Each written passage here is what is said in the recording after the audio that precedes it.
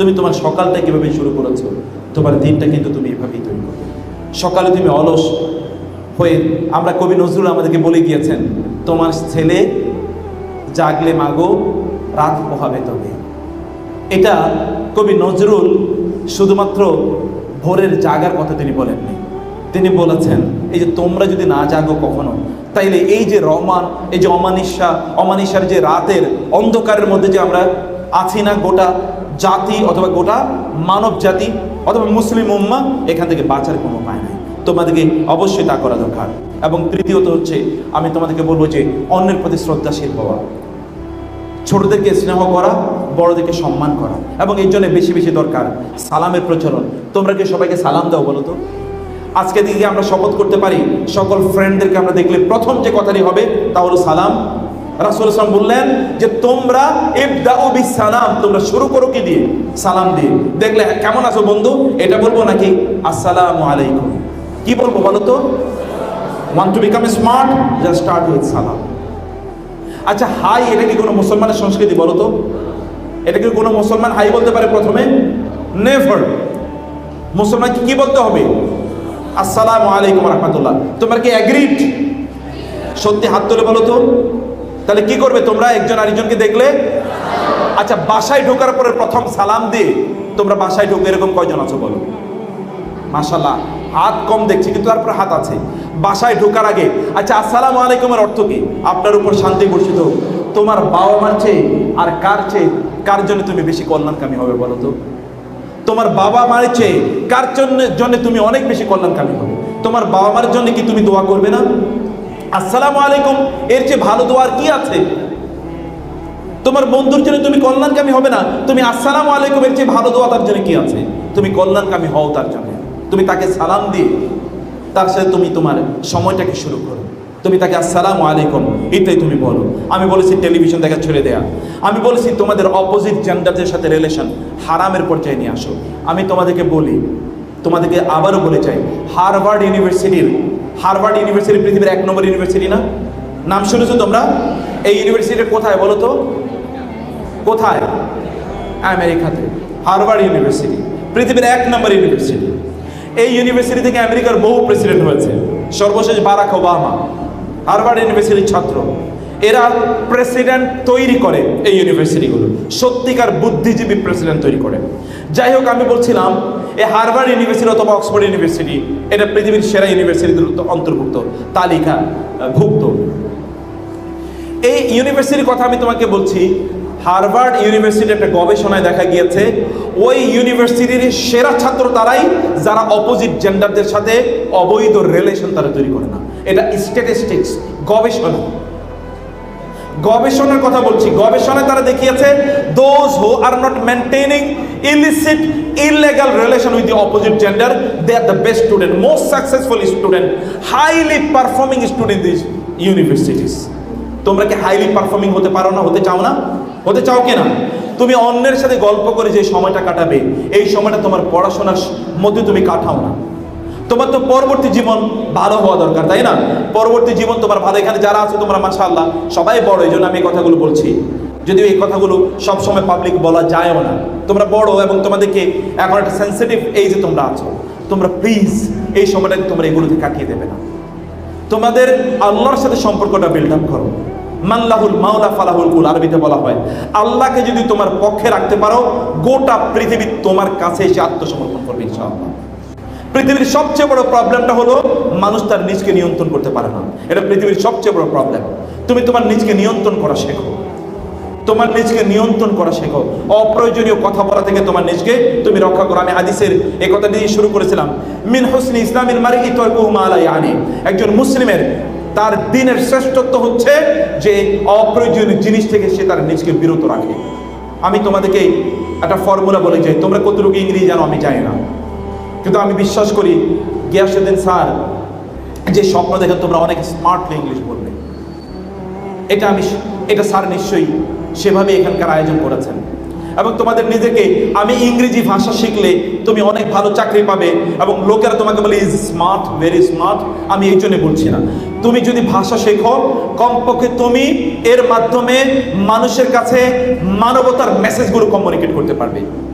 Most of the people, যেহেতু এটা international language, it has become common day language, এটা এখন কমন প্লেস ল্যাঙ্গুয়েজ হয়ে গেছে, প্রত্যেকে কিছু না কিছু বুঝে। অতএব এর মাধ্যমে তুমি মানুষের কাছে দাওয়াতি কথাগুলো তোমরাই মানুষের কাছে পৌঁছাবে, দিনের কথাগুলো মানুষের কাছে পৌঁছাবে।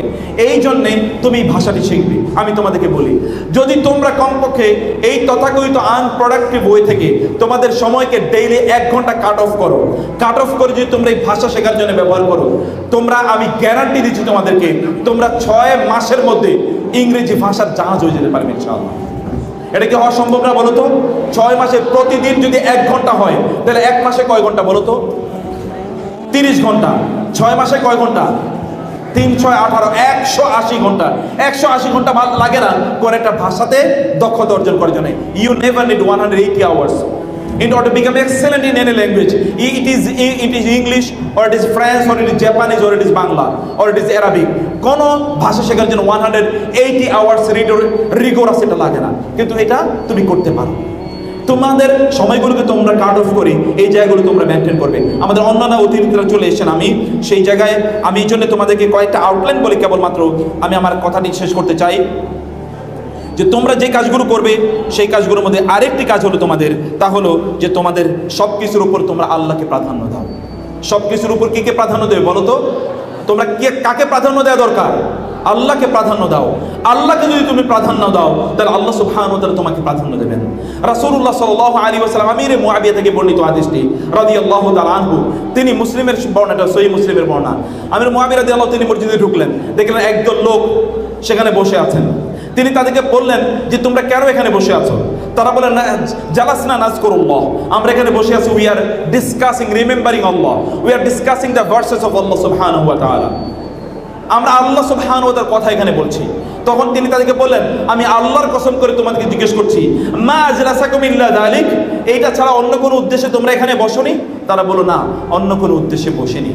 তিনি বলেন, আমি তোমাদেরকে এই কথা তুহমাত আল্লাকুম, তোমাদের বিরুদ্ধে কোনো অভিযোগ অপবাদ দেওয়ার জন্য আমি তোমাদেরকে এটা প্রশ্ন করিনি, বরং আমি শুনেছি রাসূলুল্লাহ সাল্লাল্লাহু আলাইহি ওয়াসাল্লাম তিনি মসজিদে ঢুকেছিলেন, তিনিও দেখলেন একটা এরকম একটা জটলা এখানে বসে আছেন, তিনিও আমি তোমাদেরকে যেরকম প্রশ্ন করেছি তিনি তাদেরকে এরকম প্রশ্ন করেছেন, তোমরা কেন বসে আছো?